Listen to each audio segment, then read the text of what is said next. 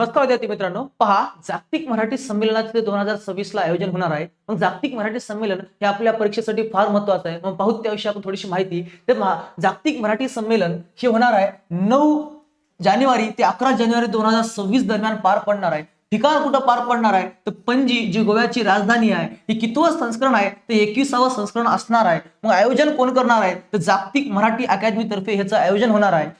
संमेलनाचं नाव काय असणार आहे? शोध मराठी मनाचा हे संमेलनाचं नाव असणार आहे. जे दरवर्षी हेच नाव असते, शोध मराठी मनाचा. मग लक्षात घ्या, या संमेलनाचे अध्यक्ष कोण असणार आहेत हे फार महत्वाचं आहे. अध्यक्ष असणार आहेत अणुशास्त्रज्ञ डॉक्टर अनिल काकोडकर. हे या जागतिक मराठी संमेलनाचे अध्यक्ष असणार आहेत. मग संमेलनाचे उद्घाटन कोण करणार आहेत तर महाराष्ट्राचे मुख्यमंत्री देवेंद्र फडणवीस हे संमेलनाचं उद्घाटन करणार. संमेलनाचे स्वागत अध्यक्ष कोण असणार तर गोव्याचे मुख्यमंत्री प्रमोद सावंत हे या जागतिक मराठी संमेलनाचे स्वागताध्यक्ष असणार. ही सगळी महत्वाची माहिती. त्यानंतर अजून महत्वाची माहिती, याच मराठी संमेलनामध्ये 2 महत्वाच्या पुरस्काराचं वितरण होणार आहे आणि त्यावर परीक्षेला प्रश्न बनणार की जागतिक मराठी भूषण पुरस्कार हा कुणाला भेटणार आहे? गोव्याचे उद्योगपती अनिल खोटे यांना हा मिळणार आहे याच जागतिक संमेलनामध्ये पणजीला.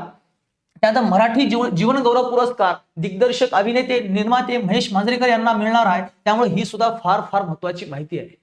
त्यानंतर पहा जागतिक मराठी अकादमीतर्फे थोडीशी माहिती पाहूता. तिची स्थापना झाली होती 1994 ला. त्यानंतर अध्यक्ष तिचे सध्या आहेत रामदास फुटाणे.